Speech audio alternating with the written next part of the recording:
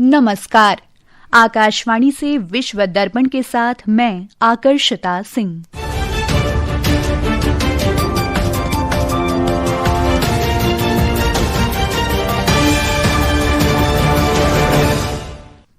मुख्य समाचार। रूस ने राष्ट्रपति व्लादिमीर पुतिन के आवास पर यूक्रेनी ड्रोन हमले पर गैर राजनयिक प्रतिक्रिया की चेतावनी दी। प्रधानमंत्री नरेंद्र मोदी ने सभी पक्षों से संघर्ष समाप्त करने के लिए राजनयिक प्रयास कमजोर करने वाली कार्रवाइयों से बचने का आग्रह किया।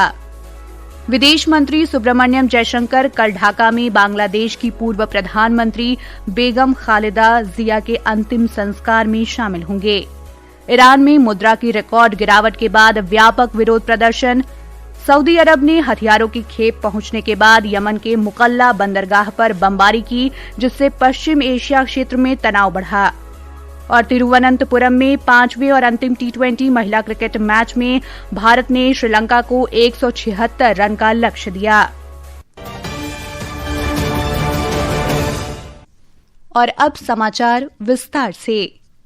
प्रधानमंत्री नरेंद्र मोदी ने रूस के राष्ट्रपति व्लादिमीर पुतिन के आवास पर यूक्रेन हमले की खबरों पर गहरी चिंता व्यक्त की है।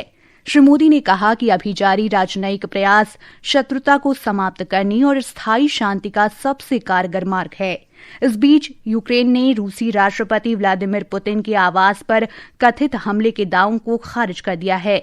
विदेश मंत्री आंद्री सिबिहा ने रूस पर घटना को तोड़ मरोड़ कर पेश करने तथा गलत सूचना फैलाने का आरोप लगाया है।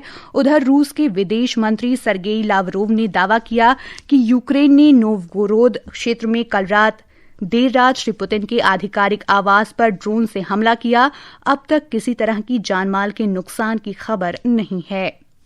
विदेश मंत्री सुब्रमण्यम जयशंकर कल बांग्लादेश की पूर्व प्रधानमंत्री और बांग्लादेश राष्ट्रवादी पार्टी की अध्यक्ष बेगम खालिदा जिया के अंतिम संस्कार में शामिल होने के लिए ढाका जाएंगे। डॉक्टर जयशंकर भारत सरकार और जनता का प्रतिनिधित्व करेंगे। इस बीच बांग्लादेश ने उनके निधन पर 3 दिन के राजकीय शोक की घोषणा की है। ब्यौरा हमारे संवाददाता से। खालिदा जिया की नमाज जनाजा बुधवार दोपहर 2 बजे ढाका में जातीय संसद भवन के साउथ प्लाजा और मानिक मियां एवेन्यू पर होगी। उन्हें उनके पति और पूर्व राष्ट्रपति जियाउर रहमान के पास दफनाया जाएगा। अंतरिम सरकार ने बताया है कि अंतिम संस्कार तक पूरी प्रक्रिया पूरे राजकीय सम्मान के साथ होगी। दक्षिण और दक्षिण पूर्व एशिया के कई देशों के प्रतिनिधियों के इसमें शामिल होने की उम्मीद है। इस बीच अवामी लीग की पूर्व प्रधानमंत्री शेख हसीना ने खालिदा जिया के निधन पर शोक जताया है। नवल सिंह परमार, आकाशवाणी समाचार, ढाका। केंद्र सरकार ने भारत कनाडा सहयोगी औद्योगिक अनुसंधान और विकास कार्यक्रम के अंतर्गत गोवा स्थित एक निजी समुद्री कंपनी के साथ समझौते पर हस्ताक्षर किए हैं। इस परियोजना का उद्देश्य 20 यात्री विद्युत नौकाओं का विकास करना है। इनसे पर्यावरण अनुकूल जलमार्ग को मजबूती मिलेगी, जीवाश्म ईंधन पर निर्भरता कम होगी और टिकाऊ पर्यटन विकास को बल मिलेगा। अमेरिका ने ताइवान के आसपास चीन का सैन्य अभ्यास देखते हुए पश्चिमी प्रशांत क्षेत्र में 2 विमान वाहक पोत और 1 एम्फीबियस जहाज तैनात कर दिए हैं। अमेरिका की naval institute fleet and marine tracker के अनुसार निमित्ज श्रेणी के विमान वाहक पोत USS अब्राहम लिंकन को नियमित संचालन के लिए दक्षिण चीन सागर लाया गया।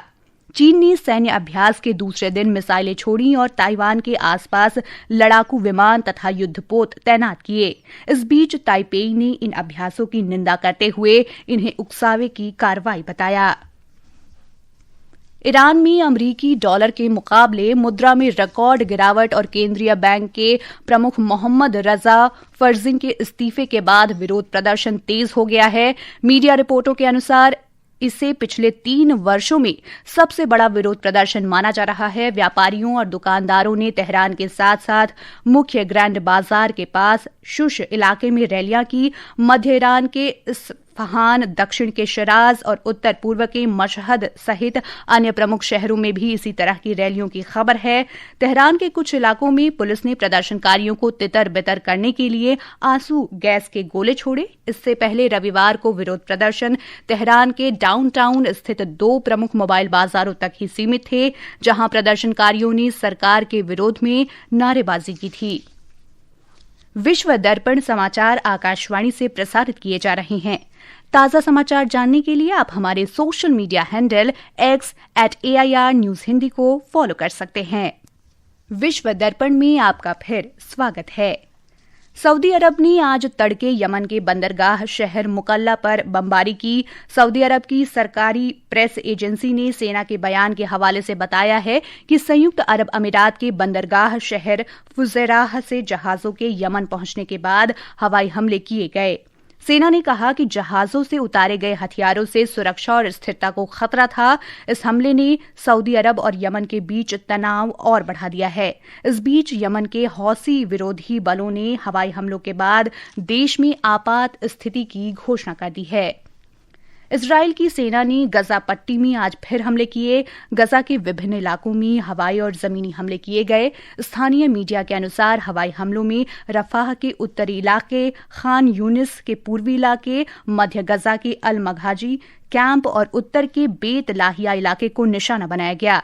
एक रिपोर्ट। गजा ने कहा है कि ये हमले अमेरिकी राष्ट्रपति डोनाल्ड ट्रंप द्वारा प्रस्तावित 10 अक्टूबर के संधि विराम समझौते का उल्लंघन है। कल अमेरिका के राष्ट्रपति डोनाल्ड ट्रंप ने फ्लोरिडा में इजरायल के प्रधानमंत्री बेंयामिन नेतन्याहू से मुलाकात की थी और गजा के लिए शांति विराम योजना के अगले चरण पर विचार विमर्श किया था। बैठक के बाद श्री ट्रंप ने कहा कि शांति योजना के दूसरे चरण से पहले हमास को निरस्त्रीकरण के लिए समय दिया जाएगा। उन्होंने कहा कि इजरायल ने समझौते का पूरी तरह अनुपालन किया है। बैठक के दौरान श्री नेतन्याहू ने शांति के लिए इजरायली पुरस्कार सृजित किए जाने की घोषणा की थी और इसके पहले प्राप्तकर्ता के रूप में ट्रंप का नाम मनोनीत किया था। राष्ट्रपति ट्रंप ने इस घोषणा पर प्रसन्नता व्यक्त की थी। विश्व दर्पण के लिए समाचार कक्ष से प्रशांत कुमार।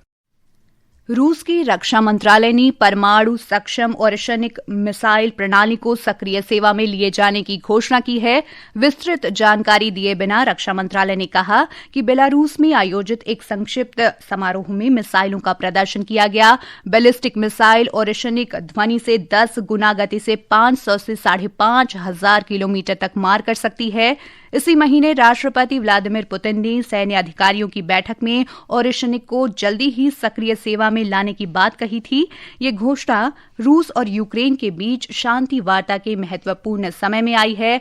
अमेरिका के राष्ट्रपति डोनाल्ड ट्रंप ने रविवार को फ्लोरिडा में यूक्रेन के राष्ट्रपति व्लोदिमीर ज़ेलेंस्की के साथ बैठक की थी। उन्होंने कहा था कि यूक्रेन और रूस शांति समझौते के काफी निकट हैं।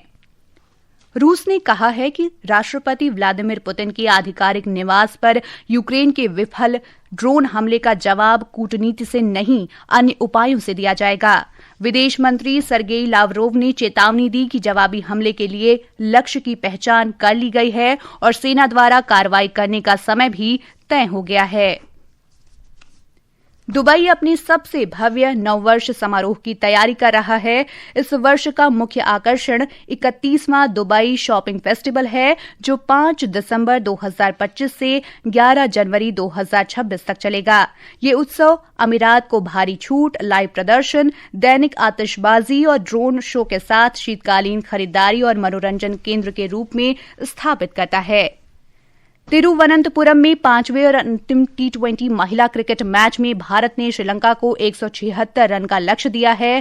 ताजा समाचार मिलने तक श्रीलंका ने 19वें ओवर में 7 विकेट पर 147 रन बना लिए हैं। इससे पहले भारत ने निर्धारित 20 ओवर में 7 विकेट पर 175 रन बनाए। कप्तान हरमनप्रीत कौर ने सर्वाधिक 68 रन बनाए। श्रृंखला में भारत 4-0 से आगे है। और अंत में मुख्य समाचार एक बार फिर। रूस ने राष्ट्रपति व्लादिमीर पुतिन के आवास पर यूक्रेनी ड्रोन हमले पर गैर राजनयिक प्रतिक्रिया की चेतावनी दी। प्रधानमंत्री नरेंद्र मोदी ने सभी पक्षों से संघर्ष समाप्त करने के लिए राजनयिक प्रयास कमजोर करने वाली कार्रवाइयों से बचने का आग्रह किया। विदेश मंत्री सुब्रमण्यम जयशंकर कल ढाका में बांग्लादेश की पूर्व प्रधानमंत्री बेगम खालिदा जिया के अंतिम संस्कार में शामिल होंगे। ईरान में मुद्रा की रिकॉर्ड गिरावट के बाद व्यापक विरोध प्रदर्शन। सऊदी अरब ने हथियारों की खेप पहुंचने के बाद यमन के मुकल्ला बंदरगाह पर बमबारी की, जिससे पश्चिम एशिया क्षेत्र में तनाव बढ़ा। और तिरुवनंतपुरम में 5वें और अंतिम T20 महिला क्रिकेट मैच में भारत ने श्रीलंका को 176 रन का लक्ष्य दिया। इसके साथ ही विश्व दर्पण का ये अंक समाप्त हुआ। नमस्कार।